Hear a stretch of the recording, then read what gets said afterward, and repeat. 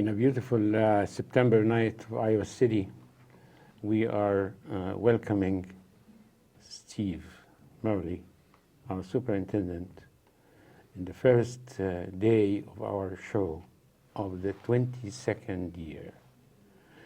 And I cannot tell you how much we are happy that you are going to open the school year with a special statement to our audience at Public Access TV, the education channel, and the parents who are waiting to hear and listen to you. Thank you for coming today. Thank you for having me on. And thank you for all the work that you have done 24/7. And I'm not saying this because I work for you, I don't. I have to make it clear.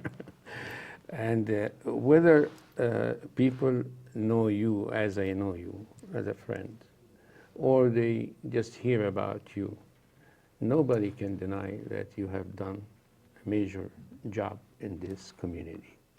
I think to think of it as a team effort, and I think as a team we've gotten a lot of work done. And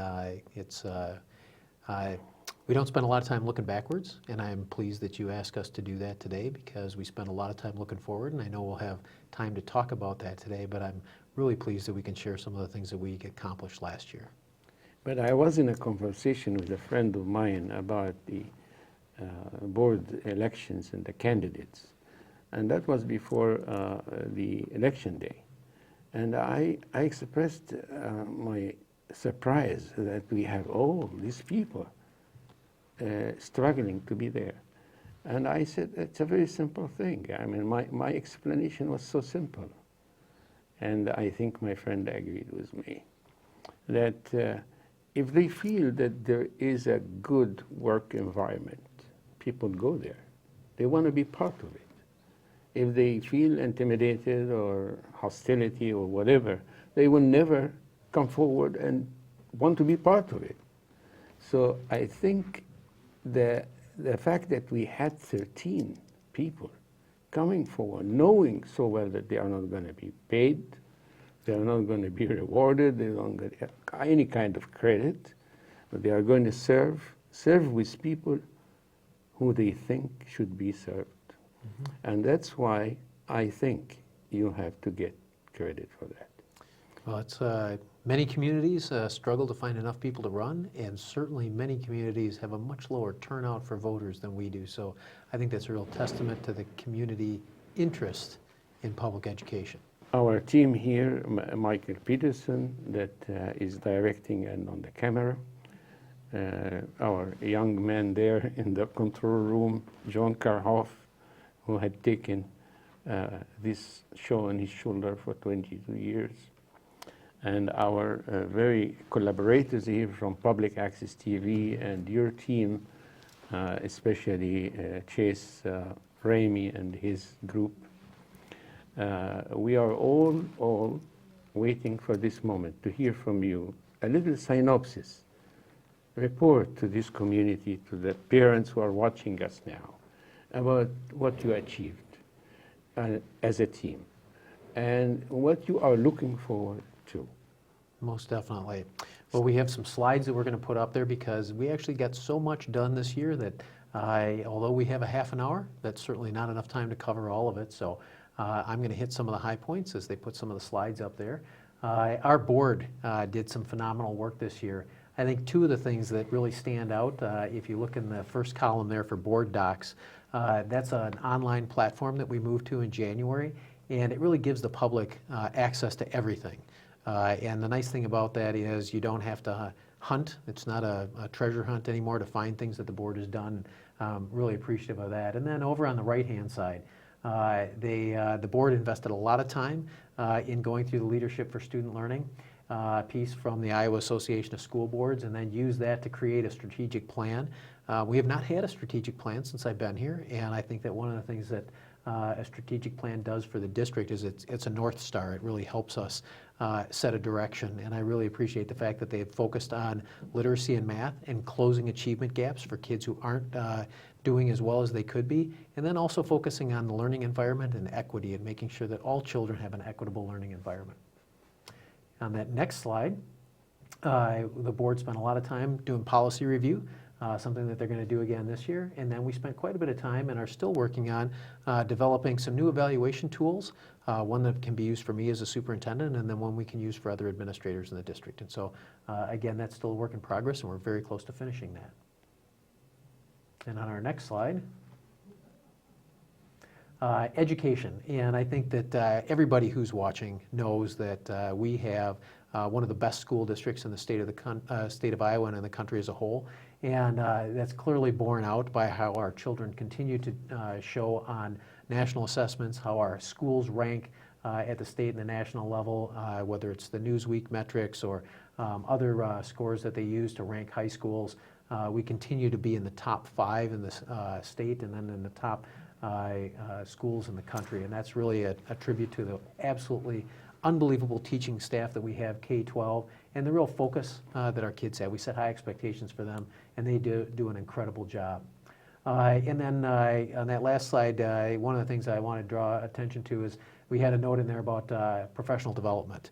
And for the teachers out there who are watching, they know that professional development can either be something that you look forward to or something that you look at as perhaps not the best use of your time.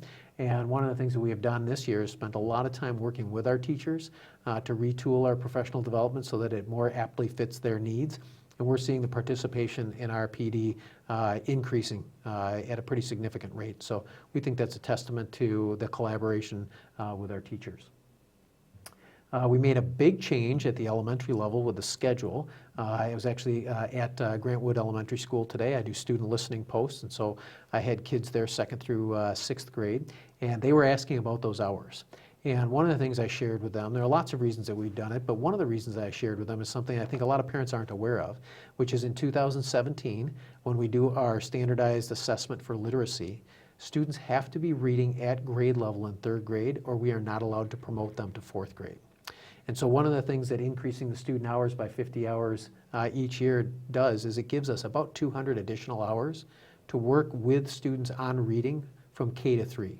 So we're hoping by doing that we can get all of our kids at or above that level that's required in order for them to move on to 4th grade. We know that retention doesn't necessarily work from a social standpoint, and we want to make sure that kids are with their age level peers. We just had our Magnet School Task Force report, and the next piece in that is to do some engagement with the community and find out what they are interested in so we can do next steps in planning. So that's very exciting. That 3rd column there, the Teacher Leadership and Compensation Grant Program, we are part of the 2nd year of implementation for that at the state. And the neat thing about that is it funds teacher leadership positions. Approximately 25% of our teachers are supposed to have leadership positions based on this program. We're actually at 26% and growing, which I'm very pleased with. And it's everything from building level leadership teams to instructional coaches, design strategists, but it really allows us to draw out the expertise of our teachers and share it on a peer-to-peer basis. And some of the most authentic professional development that we get is from one teacher to another, and this really affords us the opportunity to ramp that up and really push it. So we're very excited about that. And that 4th one, the Kirkwood Regional Learning Center, really excited about that. We had the opportunity to have the Johnson County Retired Educators Association out there for a tour last week and heard lots of good comments from them. It's a really interesting and unique facility in the sense that it combines both a university, the University of Iowa, a community college, Kirkwood Community College, and then multiple area high schools. So we have students that come from our 3 high schools, City, West, and Tate, also students from surrounding high schools, Solon, West Branch, et cetera. It brings them together with an opportunity to take classes that they receive both high school and community college or University of Iowa credit for. Triple Yes. credit. Yes, which is a wonderful way for kids to start out. We want to make sure that they know that they have the ability to succeed at the post-secondary level.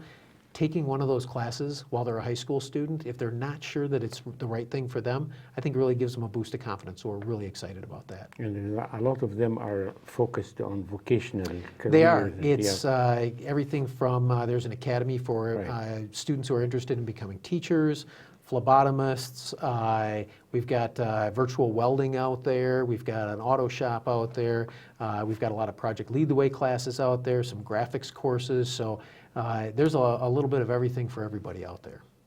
Excellent. In operations, attendance areas, we have new high school attendance areas, and so then that drives for us, which we'll talk about in a minute here, elementary attendance zones. So I'll hold off on that until we get to the what's next for us. We have had some wonderful growth in our district this year. We opened Alexander Elementary School. We did two very significant additions at Penn and Twain Elementary Schools.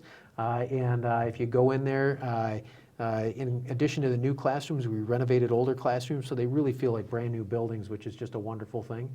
We put some additional classroom space on at Van Allen and City High School. The City High School classrooms are set to come online certainly by the beginning of the second trimester, so we'll have access to those classrooms. And then if you're out driving along Dubuque Street, you know that we've broken ground and are actually making very rapid progress on Liberty High School. The goal is to get some portions of that enclosed so that the crews can work on that over the winter. So coming along very well. And then that last column you see, and we'll talk about this in a little bit, work that we're upcoming this year at Coralville Central Hills, the new Hoover, Lucas, and Weber. Safety and security. I was just talking to a parent at our junior high cross-country meet today, and she also has students that are elementary school students, and they just got their buzzer system there. So she said she's used to getting used to not just walking up and pulling on the door to go in, but she has to stop and ring the buzzer, and they have to do a facial ID and make sure that they know who she is before they let her in. And she said it takes a little bit more time, but she's really pleased with the fact she knows that people can't just walk in and out of the building. We continue to work with our before and after school programs. We really want to make sure that we're expanding their capacity so they have enough seats in each building to accommodate the needs. We're trying to get rid of our waiting lists.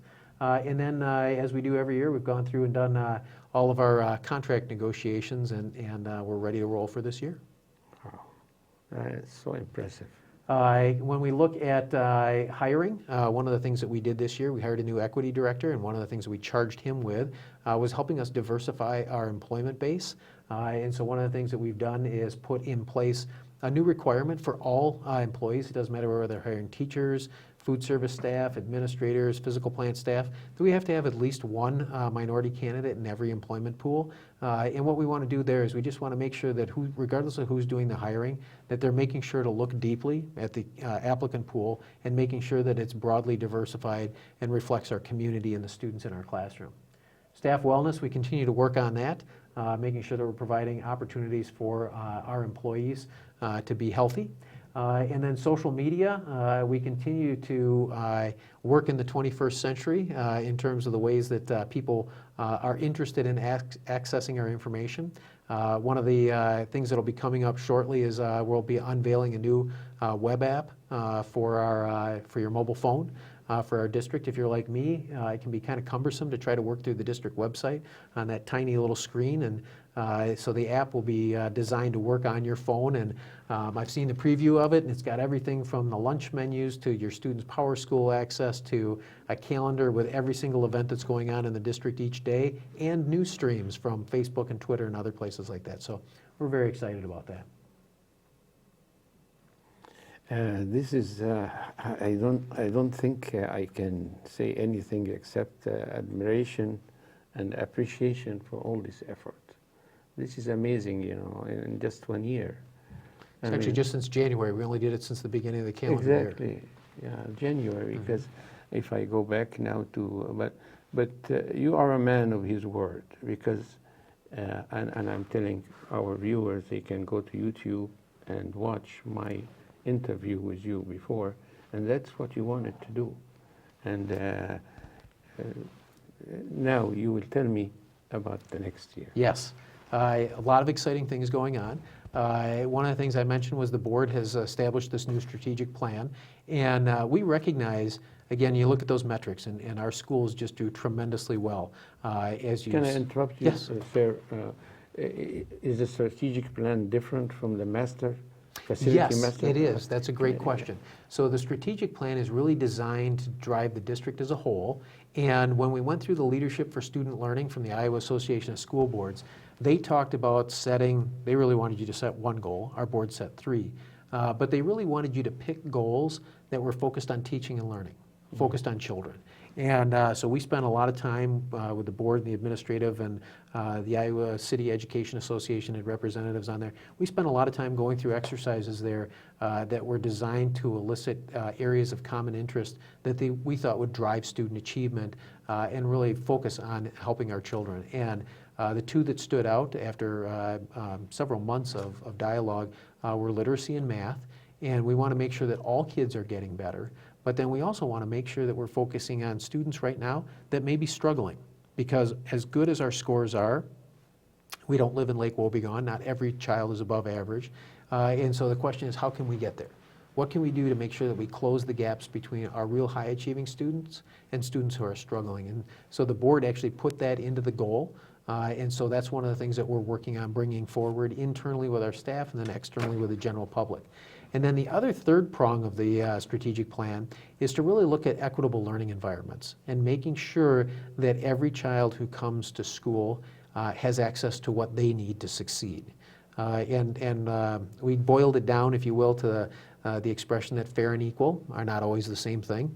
And different students will need different levels of resources, whether they're people resources or things, but to make sure that the students have what they need in order to succeed. And so we're spending quite a bit of time right now working with our administrative team in several select schools on our cultural competency and cultural consciousness training. And part of that is to help make sure that we are bringing the general public in to help us as we go through the identification of areas where gaps exist so we can help close those gaps. So that's very exciting. Want me to go on? Or Yes, did you have a question? yes, please go. You asked about the facility master plan. Yes. So that's really our buildings. And again, that's part of that equitable learning environment. What are we doing to make sure that all kids have access to the same learning environment regardless of their address, regardless of their zip code?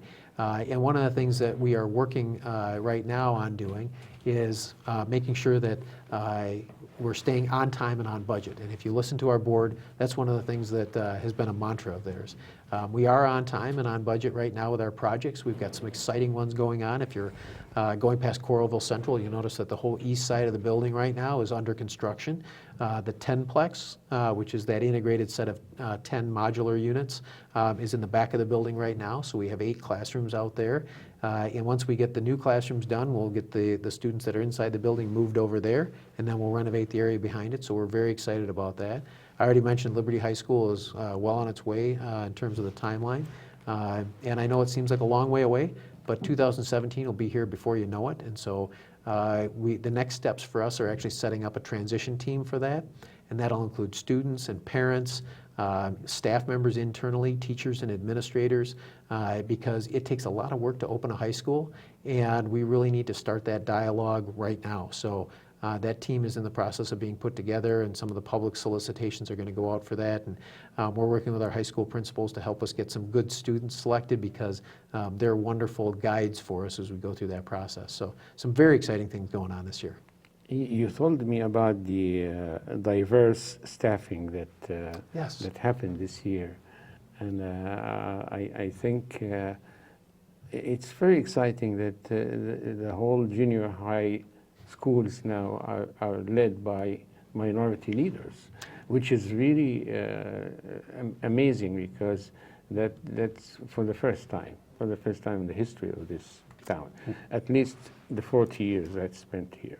We're very fortunate. One of the things that we know is that when you look across the state of Iowa, there is a shortage of leaders, Right. administrators, certified administrators in many of different categories, and some of our minority applicant categories have small numbers, and so we have to go out and actively recruit. We have to go find people that may have an interest in Iowa City and recruit them, and then we sell the community. Unfortunately for us, Iowa City is a pretty easy place to sell, but we were very successful this year, recruited a woman from Des Moines and another woman from Chicago to come and join us at the junior high level. They are fortunate because Jane Fry, who's up at North Central Junior High, has been with the district for quite some time. Three women. Three women, and Jane's a in great leadership role. She's a yeah. great mentor for those two in Right. terms of being able to help them navigate their way through the system their first year. So we are very fortunate. And we have new recruits for the central administration too. Yes. Do you mind So mentioning? Kingsley's in his first full year as our equity director. which is a great opportunity for us. And because he came in midway through the year, he's really hit the ground running this year. We have 2 new directors of schools. One of them comes to us as the former superintendent up in Springville. So she brings that experience with her, which is a wonderful asset in our office. And then Matt Degner comes to us from Southeast Junior High, and so he comes from the inside. So we get a little experience from the outside, a little experience from the inside, and I think they make a great team working together. And you are very supportive for the special ed. We are continue to make great strides in special ed. As a matter of fact, today I was in the office and I was speaking with one of our folks who'd just come back from West High School, and she was in an IEP meeting there, and she said that the woman who was in the IEP meeting, the mother, was so appreciative of the work that they were doing, and she actually said she was going to go recruit people from outside the district to move inside the district because they had just moved to town here.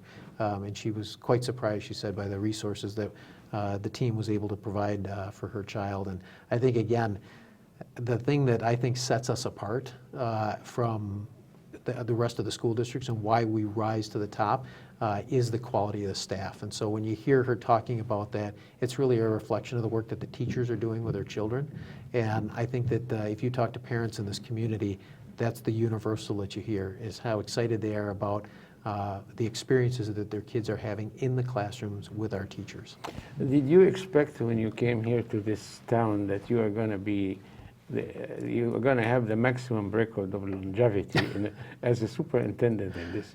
You know, you exceeded, I think, the record now, right? Well, Lane was here 11 years, so I'm still working towards that. Yeah. But it's been great, and I tell people I came here professionally, but I also came here personally. So it was a great opportunity for me to learn and grow professionally, and it's been a fantastic opportunity for my children. I've got 2 boys still in school, and they continue to have just an amazing experience here in the district. Now, I know that you have had, now let us move a little bit personal. Sure. And I know that you have, number one, you have a very good interest in sports and support for the physical education. And you were before a coach and Yes. in diving and Swimming, swimming diving, and, yes. and all that. Do you miss that? Oh, I miss it terribly. Both my boys compete here, and I've had the opportunity in the last week to watch them both as they run cross country, and you see the bond that they have with their teammates, and you see the role that their coach plays in their life. And I think if you've ever done any coaching, you recognize that bond that exists between Sure. coaches and athletes, and then the bonds that they form between themselves. And it's an honor to have the opportunity to do that, and I'm still in touch with former swimmers and divers that I had as student athletes, and it's great to follow their careers and watch them as they move on. And many of them are coaching now, and so I get to hear about how their teams are doing, and I've got several of them that are also teachers, and so I get to hear about their professional careers. So you form some really great lifelong bonds through that. And this is a little personal, but I have to interject and put it here because maybe people who don't know you very well listen to this and be surprised. Because I know in your house, the person who is making your dinner right now, Darcy Murley, is an excellent at-risk teacher. But because of the fact that you are the superintendent, she is taking care of the home and the kids, but she is not teaching. That's right. She's not teaching right now. I know, because you are sensitive about this. But I don't know. I mean, is there any chance that she would get a chance? Maybe as the kids get a little older. She does a lot of volunteer work in the schools. I know and that everywhere. Keeps her close to what she loves, which is working with students. And she's had the opportunity to do that at the elementary, the junior high, and the high school level here in town. And she's got many friends who are teachers in the district, and lots of opportunities. They create lots of opportunities for her to get in the classroom and work with students. And So she finds that to be a very fulfilling alternative to actually being full-time in the classroom. But it's really the reason that you are the superintendent, right? I mean, that's Yes, it is. part of it. Yep. Yeah, right. Wow. This is a remarkable sacrifice from both of you, let me tell you. I mean, there is no doubt about this. As a teacher, lifelong teacher, teaching is not only an enjoyment, it's a love affair. These are all team efforts, so it's a team effort at home and a team effort at the office and with the community. On this note, I would conclude this with thanks to you for everything you're doing. Wishing you all the best. Thank you very much for having me on. Future plans and future achievements, and I'm sure that next year will be better than, Jewish people, they have celebrated today of the first day Yes, of it is. Rosh Hashanah. They always say, next year in Jerusalem. So we say next year with more achievement, with something great that would happen. Happy to come back and share those. And thank you again very much. Thank you. And thanks to our team here, Michael Peterson, John Karhoff, and Public Access TV. They are backing us and supporting us. And our audience, we wish you a wonderful night in the beautiful September of Iowa City. Thank you. Thank you.